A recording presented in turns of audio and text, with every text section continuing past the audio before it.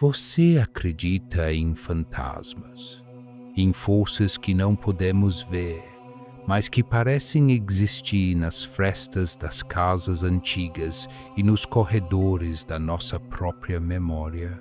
Hoje eu te convido a entrar numa casa comum, aparentemente nada especial, onde aquilo que começou como ruídos noturnos se transformou em um dos casos paranormais mais debatidos do século XX, o Poltergeist de Enfield.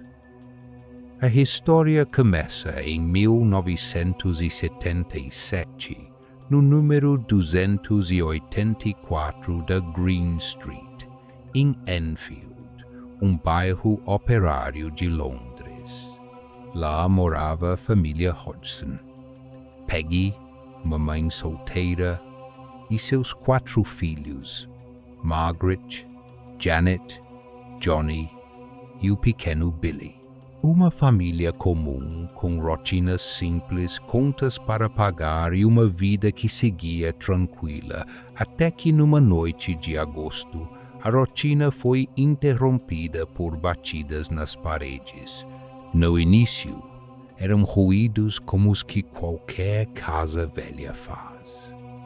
Mas as batidas passaram a ter ritmo, propósito e uma presença que não dava sinais de ser humana. E foi só o começo. Na noite de 30 de agosto, Janet e Johnny ouviram batidas dentro dos seus quartos. Assustados, levantaram para ver o que era, mas não encontraram nada. Então, a cama de Janet começou a tremer sozinha. Uma cômoda pesada deslizou pelo piso como se uma mão invisível a empurrasse. Peggy, a mãe, tentou segurar o móvel, mas ele se moveu contra a força dela, como se resistisse. O mais estranho era que vizinhos também passaram a ouvir e ver coisas. E esse detalhe é importante, porque raramente fenômenos físicos contam com testemunhas independentes. Foi isso que deixou o caso tão notório. Nos dias seguintes, os eventos se multiplicaram. Brinquedos arremessados, cadeiras que se moviam, objetos que saltavam das prateleiras. Pequenos incêndios surgiam e apagavam sem explicação. A tensão foi tanta que até a polícia precisou comparecer depois que vizinhos pediram ajuda. Um policial declarou ter visto uma cadeira mover-se sozinha. Repito, um policial. Relatos assim foram parar nas páginas dos jornais. E a casa da família Hodgson se transformou em palco de um verdadeiro fenômeno midiático. Logo, as atenções se voltaram para Janet. Então, com 11 anos, ela começou a sofrer convulsões e a relatar vozes dentro da cabeça. Em muitas ocasiões, sua voz mudava completamente, tornando-se grossa e rouca, e declarava ser um homem chamado Bill Wilkins.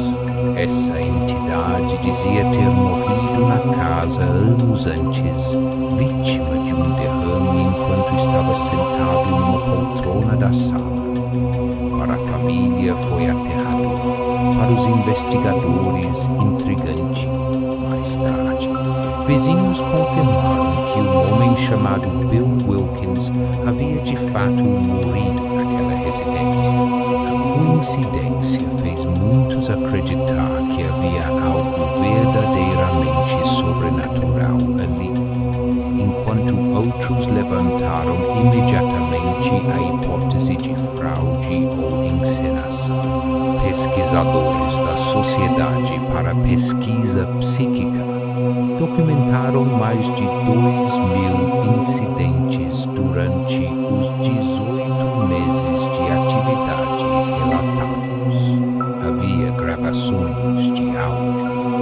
testemunhas oculares, registros jornalísticos e entrevistas, jornalistas, investigadores, amadores e até figuras renomadas do campo paranormal compareceram.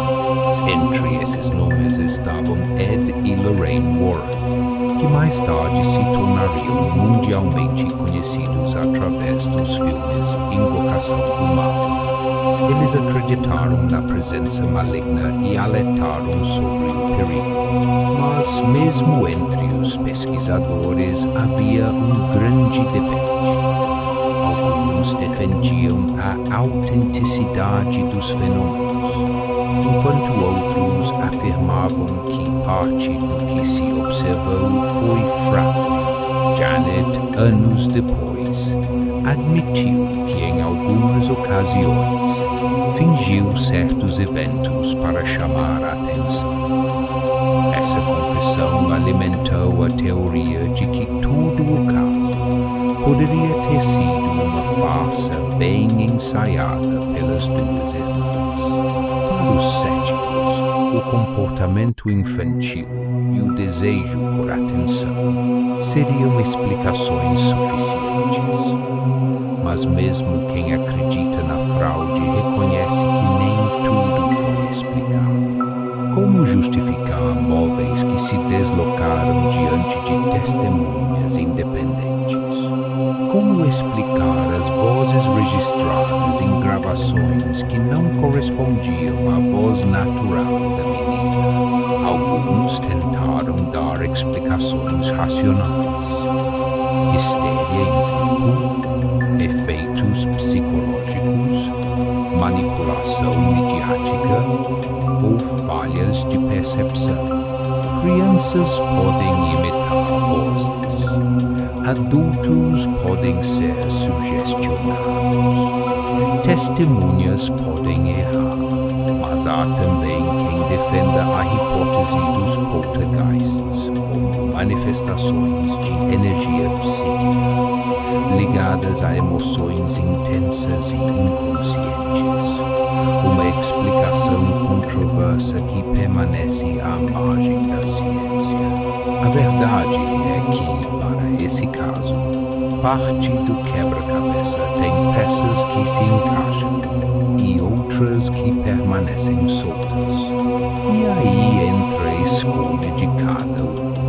Acreditar que tudo tem uma explicação humana, ou aceitar que algumas experiências ainda escapam do nosso entendimento.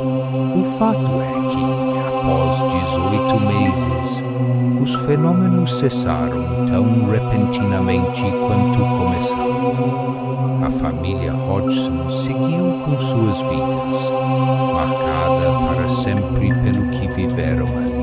O caso de Enfield gerou livros, documentários, debates acadêmicos e adaptações cinematográficas que até hoje alimentam o fascínio humano pelo inexplicável. Então, eu te pergunto de novo: você acredita em fantasmas? Ou acredita que tudo pode ser explicado pela mente humana e suas falhas? Talvez nunca tenhamos uma resposta definitiva, mas da próxima vez que você ouvir batidas na parede da sua casa, lembre-se, pode ser apenas a madeira estalando como o vento. Ou talvez, apenas talvez, alguém esteja tentando chamar sua atenção.